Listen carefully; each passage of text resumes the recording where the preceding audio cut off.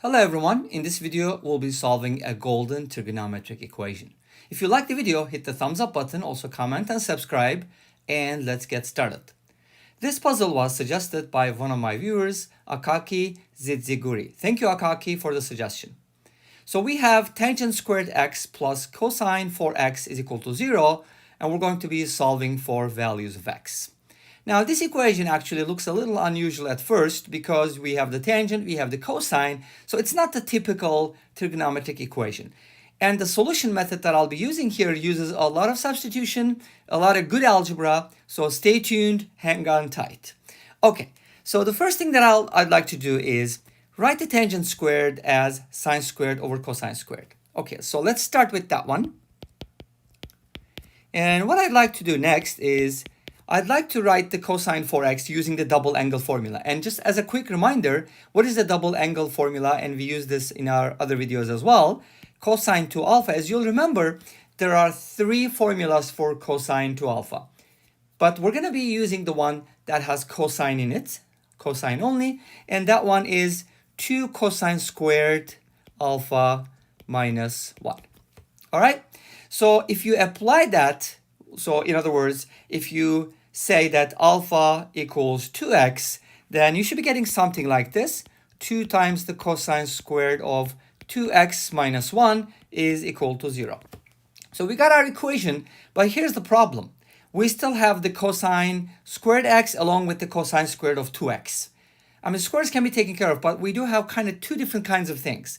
So we still need to use the double angle formula one more time. And as you know, it's basically substitution. So if you go ahead and replace cosine of 2x with what it is, and you should be getting the following. So 2 times, instead of cosine squared 2x, I'm going to be writing first cosine 2x is going to be 2 times cosine squared x minus 1. And of course, I need to square that and then subtract 1, multiply by 2 and subtract 1, and the whole thing is equal to 0. All right? Cool. Now let's proceed and see how this goes. Again, like I said earlier, this is going to involve a lot of substitutions. Okay, now I'd like to expand this, of course, and one of the things that I'd like to do is because I pretty much have everything in terms of cosine, but I do have a sine squared in the numerator. And I don't like that because they're different kinds, but they can easily be converted because, as you know, the Pythagorean identity, sine squared x plus cosine squared x is equal to 1. Remember that? And if you remember, if we used it in the previous video, the 2 videos before this one had another trigonometric equation with the 100th powers, right? Okay, if you remember in that video, we used this identity. So it's a very, very important identity in trigonometry. Now, this allows you to replace sine squared x with 1 minus cosine squared x. Nice. Now everything was written in terms of cosine squared, so I can do some substitution. But let me go ahead and expand this first. So if you expand this like a minus b quantity squared, you're going to be getting something like 4 cosine to the 4th power, but multiply by 2, that's going to give you 8 times cosine to the 4th power of x. And then in the middle, you're going to be getting something like minus 4 cosine squared x, and that's going to be multiplied by 2 again, and that's going to be 8 minus 8 cosine squared x. And then finally, we have a 1, multiply that by 2, you're going to get 2 times 1, which is 2, right? But that's going to be a positive one when you square it, remember that? So it's going to be 2, and then minus 1 is equal to 0. Of course, we're going to go ahead and simplify this and write it in the simplest form. Okay, great. But that's pretty much where we're going to go from. So in this expression, obviously, you don't want anything in the denominator. So let's go ahead and make a common denominator. Or we can do the following. Assuming that cosine x will never be 0, okay? Because if it is, then we have a problem. Multiply both sides by cosine squared x. Because if it's not 0, we can do that. Okay, cool. So we're going to go with this assumption. If at the end we find something that makes cosine x equal to 0, then we'll reject that. Okay, cool.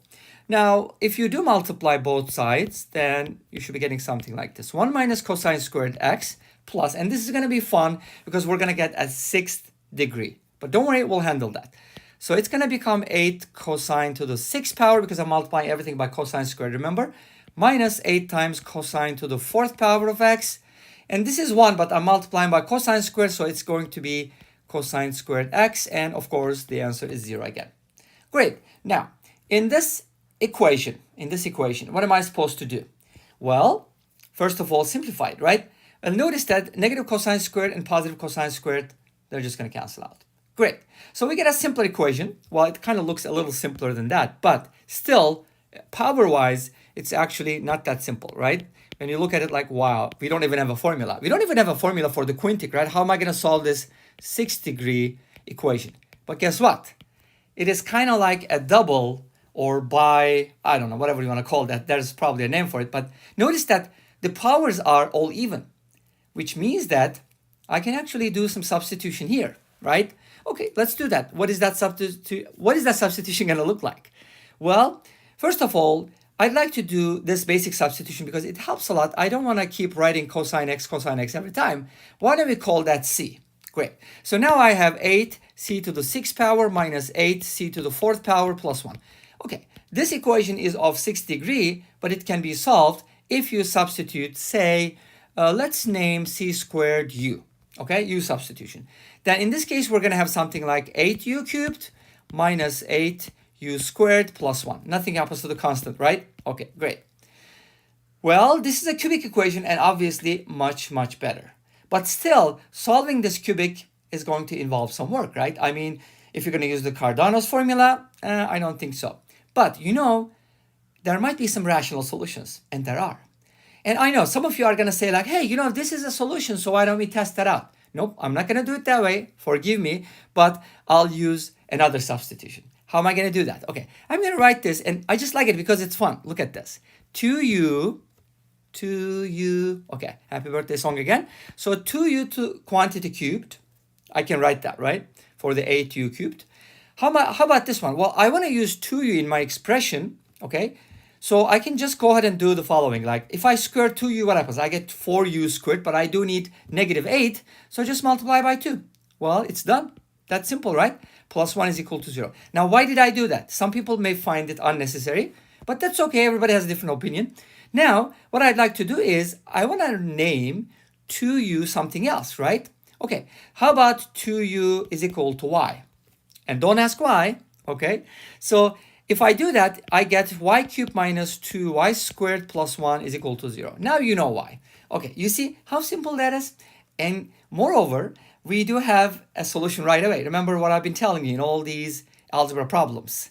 Check for sum of coefficients all the time. Almost always works, right? Most of the time we have y equals 1 as a solution. And it is. Why? Because y equals 1 satisfies the equation. Why? Because the sum of the coefficients is equal to 0. Make sense? Polynomials. Okay, great. So now it means that y equals 1 is a solution, which is nice. Then I can kind of backtrack and find my cosine x values. But that's not the only solution. How am I going to find the other solutions? You can do polynomial division, long division, short division, whatever. Or you can do the little bit of manipulation, which is something that I really like. So we're going to manipulate the y squared. So I'm going to write it as y cubed minus y squared. But then I need to subtract another y squared to make it negative 2y squared. You see, it balances out. Plus 1 is equal to 0. Awesome. Now I'm going to factor this by grouping, and it's going to be beautiful. So take out the y squared, you'll get y minus 1. Take out the negative 1, you'll get y squared minus 1, which can be factored into y plus 1 times y minus 1. Isn't that awesome? Okay, great. I can hear you say this is awesome. Great. So now y minus 1 is a common factor. So why don't we take that out? Let's do it. Y minus 1 is a common factor. Then I should be getting something like y squared minus 1 times, negative 1 times this quantity. Here is going to be, everything will be negated. So it's going to be y squared minus y minus 1 is equal to 0. Now you might be wondering why we call this a golden trigonometric equation. The golden ratio comes up a lot, right, in problems. In polynomials, it has a very significant place. Anyway, so let's proceed without getting carried away with golden ratio because it's just beautiful. So from here, obviously, we know that y is equal to 1. The other solution is going to come from here. Let's go ahead and solve it by using the awesome quadratic formula. And the quadratic formula says negative b plus minus the square root of b squared 1 minus 4ac, which is 5, divided by 2. Awesome. This is why I call this golden ratio. All right, great. Now, how do we proceed? Well, we got 3 values for y here. Y equals 1 and y equals 1 plus root 5 over 2 and 1 minus root 5 over 2. And the second part, is going to be more interesting. All right, cool. What am I going to do next? Well, I should be proceeding with the solution. So if y, let's start with the easy one. If y equals 1, now I got to go and back substitute. That means that 2u is equal to 1 because y is equal to 2. You remember that? So from here, I get u equals 1/2. Great. But u is not the original. U is equal to c squared. So c squared is equal to 1/2. Beautiful. That means that c can be root 2 over 2 or negative root 2 over 2. But c is cosine x. Therefore, you have two values for cosine x. Root 2 over 2 or negative root 2 over 2. Now, what is that supposed to mean? Well, if you're studying trigonometry, what would be your best friend? The unit circle. So if you draw a unit circle here, you'll notice that we get the root 2 over 2 at 45 degrees first, which can be written as pi over 4 in radians. You know that radians is an important measure for angles, so you gotta know that. You need to be familiar.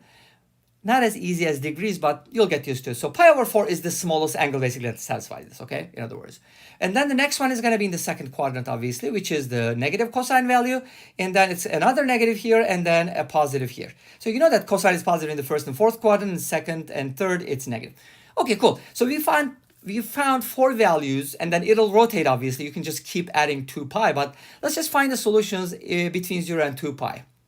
Half closed interval. How about that? Okay, because things are just going to repeat. Well, I can just write it as then pi over 4, and then 3 pi over 4, and then 5 pi over 4, and then 7 pi over 4. But how am I going to express those values? Like if I say multiples of pi over 4, 2 times pi over 4 is not a solution, right? That's actually problematic. Then I need to say something like odd multiples of pi over 4. So basically, to keep a long story short, I can safely say that the x values that I get from here are going to be the odd multiples of, and if I start with n equals 1, I can just write it as 2n minus 1 multiplied by pi over 4. So that's going to be my first set of solutions. Make sense? These are all valid solutions. What about the second piece where we have the golden stuff? Okay, so what we're going to do is we're just going to take those values and proceed with them.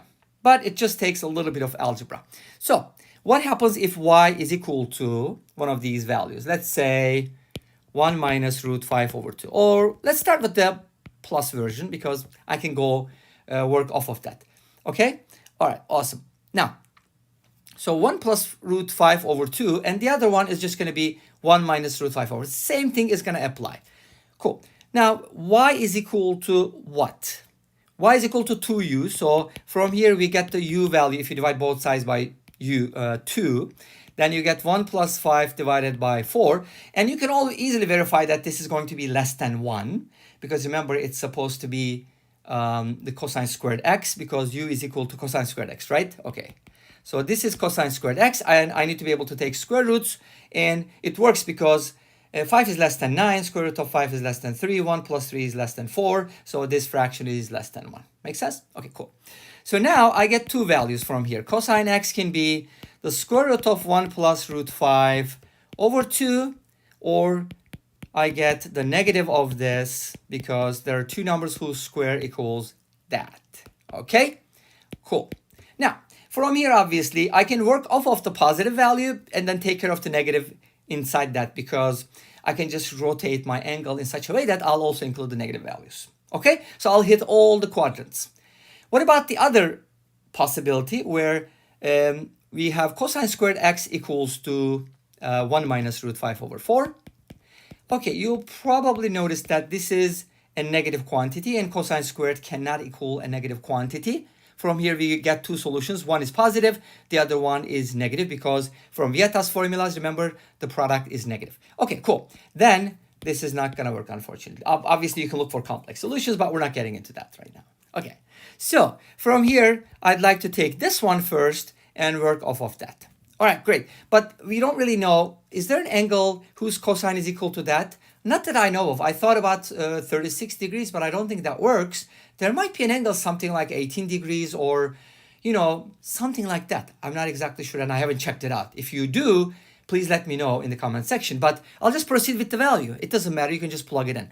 So from here, I can safely say that x is equal to the inverse cosine function I need to use. So you can write cosine inverse, or some people are going to write this as arc cosine. It's the same thing, don't worry. But I'll just use cosine inverse, and cosine inverse of 1 plus root 5 over 2. So this is going to be one of the solutions. But notice that this is going to be in the first quadrant. Now, if you have an angle in the first quadrant whose cosine is given like this, so let's say your angle is here. Obviously, you can just go ahead and put that in the reflected over the x-axis and put it in the fourth quadrant. It's still going to have the same cosine value. Or if you reflect it over the x, and you're going to get a negative cosine value, which is good because we have both values. Or you can just extend this or reflect this one, whatever. So there are basically 4 values for which this is true. If this is alpha, I have the pi minus alpha, I have the pi plus alpha, and I have the 2 pi minus alpha. So how can I put all that together to include all these angles? And there's actually a really cool way to do it. And here's how it goes.